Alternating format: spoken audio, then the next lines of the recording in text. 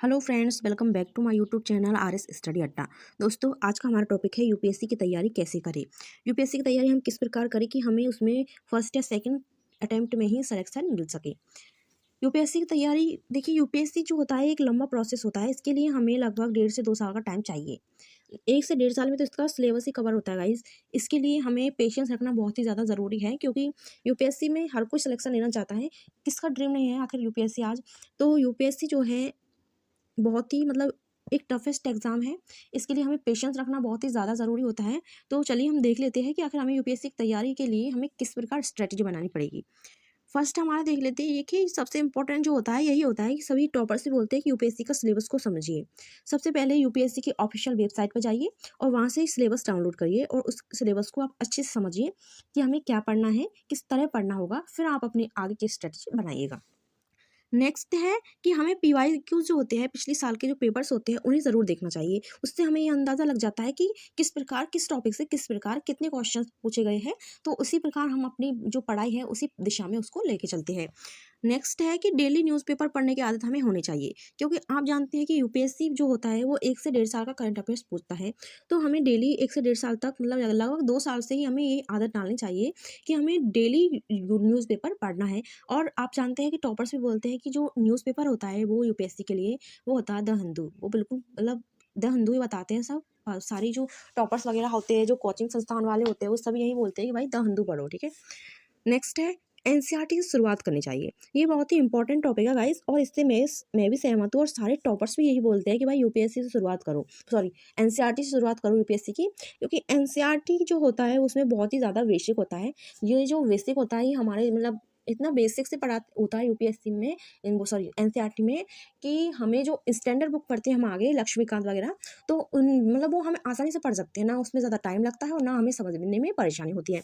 तो एनसीईआरटी से शुरुआत आपको ज़रूर करनी चाहिए। मेरा भी ये मानना है कि भाई यूपीएससी की तैयारी कर रहे हो तो एनसीईआरटी सबसे पहले पढ़ो, 6 to 12, ठीक है। 6 to 12 की जो एनसीईआरटी है उसे आप ज़रूर पढ़ो। ये आपके लिए बहुत ही फ़ायदेमंद रहेगी गाइज। नेक्स्ट देख लेते हैं, ऑप्शनल जो सब्जेक्ट है आपका उस पर अच्छी पकड़ बनाना बहुत ज़रूरी होता है। जो आप एक वैकल्पिक विषय चुनते हैं उसमें आपकी अच्छी पकड़ होनी चाहिए, क्योंकि ये जो पेपर है वो लगभग 500 नंबर का होता है। तो ये अच्छे खासे नंबर बनाता है। हमारे 250 नंबर के 2 पेपर होते हैं इसमें। ये हमारे अच्छे खासे नंबर बनाता है। तो जब हम यूपीएससी की तैयारी करते हैं उसी टाइम से हमें सोच लेना चाहिए कि ये मेरा ऑप्शनल रहेगा। तो तभी से हमें यूपीएससी जो ऑप्शनल सब्जेक्ट है उस पर हमें अच्छे से पकड़ बनानी होगी, ठीक है।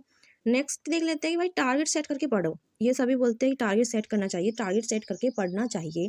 क्योंकि टारगेट जो सेट करके हम पढ़ते हैं, तो देखिए बहुत सारे बच्चे होते हैं, हम देखते हैं कि कोई 15 घंटे पढ़ता है, कोई बोलता है कि हम 12 घंटे पढ़ते हैं, हम 10 घंटे पढ़ते हैं, कोई 6-7 घंटे में भी सिलेक्शन ले जाता है। टारगेट सेट करके हमने पढ़ना चाहिए, क्योंकि देखो एक दिन हम 10-15 घंटे पढ़ेंगे, दूसरे दिन पढ़ेंगे, 3 दिन पढ़ेंगे, 5 दिन पढ़ेंगे, लेकिन बाद में हमसे ये हर रोज़ ये नहीं होगा कि हम 15-15 घंटा पढ़ सकें। तो हमें इतना नहीं पढ़ना है, हमें केवल एक टारगेट सेट करना है, चाहे उस टारगेट में हमें 5 घंटे लगे या फिर 10 घंटे, ठीक है। हमें ये करना है कि भाई हमें ये 5 टॉपिक आज कंप्लीट करने हैं। इसके लिए चाहे मुझे रात के 2 बजे, 3 बजे, 4 बजे, 12 बजे या 9 बजे ही हो जाए पूरे, ठीक है। तो हमें टारगेट सेट करके ज़रूर पढ़ना चाहिए। ये एक बहुत ही अच्छा जो तरीका होता है कि हमें टारगेट सेट करके पढ़ना चाहिए। नेक्स्ट देख लेते हैं भाई कि पढ़ाई में कंसिस्टेंसी का होना बहुत ज़रूरी होता है। सभी बोलते हैं कि कम पढ़ो लेकिन अच्छा पढ़ो। अच्छा पढ़ने से मतलब होता है कि यदि हम कम टाइम में भी अच्छा पढ़ते हैं, हम एकाग्र होकर पढ़ते हैं, तो ये बहुत ही ज़्यादा इम्पोर्टेंट है। तो पढ़ाई में हमें कंसिस्टेंसी, एकाग्रता बनाए रखने की बहुत ज़्यादा ज़रूरत है। नेक्स्ट, अपने स्वास्थ्य का ध्यान रखें। यदि हमारा स्वास्थ्य बिगड़ता है तो हमारे सबसे बड़ा जो इफ़ेक्ट पड़ता है वो हमारी स्टडी पर पड़ता है। तो हमारे स्वास्थ्य का हमें ज़रूर ध्यान रखना चाहिए। यदि हमारा स्वास्थ्य ठीक होगा तो हम पढ़ाई अच्छे से कर पाएंगे, हमारा मन स्वस्थ रहेगा, हमारा शरीर स्वस्थ रहेगा, हमारी बॉडी स्वस्थ रहेगी। तो अपने स्वास्थ्य का ख्याल ज़रूर रखिए। तो इसी के साथ आपको वीडियो पसंद आई है तो आप वीडियो को लाइक करो, शेयर करो, सब्सक्राइब करो चैनल को। तो लहरों से डरकर नौका पार नहीं होती और कोशिश करने वालों की कभी हार नहीं होती। दोस्तों, आप कोशिश करते रहिए, एक ना एक दिन आपका सिलेक्शन ज़रूर होगा। Thank you so much guys, thank you so much.